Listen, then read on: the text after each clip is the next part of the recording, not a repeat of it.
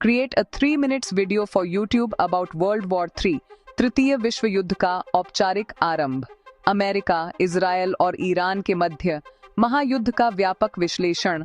28 फरवरी 2026 की सुबह पश्चिम एशिया के इतिहास में एक ऐसे काले अध्याय के रूप में दर्ज की गई जिसने न केवल क्षेत्रीय सुरक्षा ढांचे को ध्वस्त कर दिया बल्कि वैश्विक व्यवस्था को तृतीय विश्व युद्ध वर्ल्ड वॉर II के उस भयावह मुहाने पर लाकर खड़ा कर दिया है जिसकी कल्पना शीत युद्ध के बाद से केवल सिद्धांतों में की जाती थी।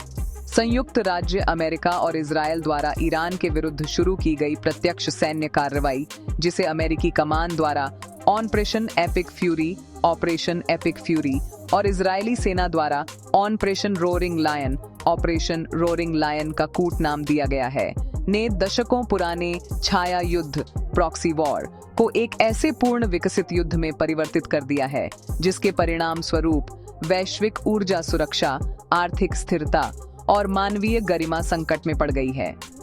यह रिपोर्ट इस महायुद्ध के क्रमिक विकास, इसके पीछे के गहरे भू राजनीतिक कारणों, तात्कालिक सैन्य घटनाओं, वैश्विक आर्थिक झटकों और विशेष रूप से भारत जैसे तटस्थ राष्ट्रों पर इसके बहुआयामी प्रभावों का एक व्यापक और विशेषज्ञ स्तरीय विश्लेषण प्रस्तुत करती है।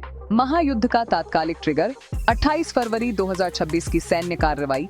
इस युद्ध की औपचारिक शुरुआत 28 फरवरी 2026 को ईरान के सर्वोच्च नेता अयातुल्ला अली खामेनेई के आवास और सैन्य परिसरों पर किए गए भीषण हवाई हमलों से हुई।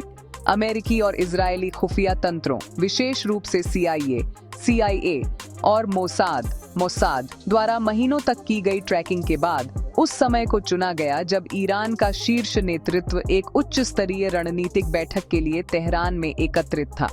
उपग्रह चित्रों और प्रत्यक्षदर्शी रिपोर्टों के अनुसार अमेरिकी टॉमाहॉक मिसाइलों और इजरायली लड़ाकू विमानों ने सर्वोच्च नेता के कार्यालय और उनके सुरक्षित परिसर को पूरी तरह ध्वस्त कर दिया। प्रारंभिक रिपोर्टों की पुष्टि करते हुए राष्ट्रपति डोनाल्ड ट्रंप ने घोषणा की कि सर्वोच्च नेता अयातुल्ला अली खामेनेई इस हमले में मारे गए हैं। उनके साथ ईरान के रक्षा मंत्री अजीज नासिरजादेह, सशस्त्र बलों के chief of staff Mohammad Bagheri और Islamic revolutionary guard corps IRGC के कमांडर हुसैन सलामी सहित शासन के कम से कम 40 शीर्ष अधिकारी मारे गए। इस डिकैपिटेशन स्ट्राइक, शीर्ष नेतृत्व को खत्म करने का प्रहार का उद्देश्य ईरानी शासन को दिशाहीन करना और देश के भीतर त्वरित शासन परिवर्तन रिजीम चेंज की संभावनाओं को जन्म देना था। सैन्य अभियानों का रणनीतिक विस्तार। अमेरिकी मध्य कमान सेंटकॉम के आंकड़ों के अनुसार अभियान के पहले 48 घंटों में ही ईरान के भीतर 1250 से अधिक लक्ष्यों पर सटीक हमले किए गए।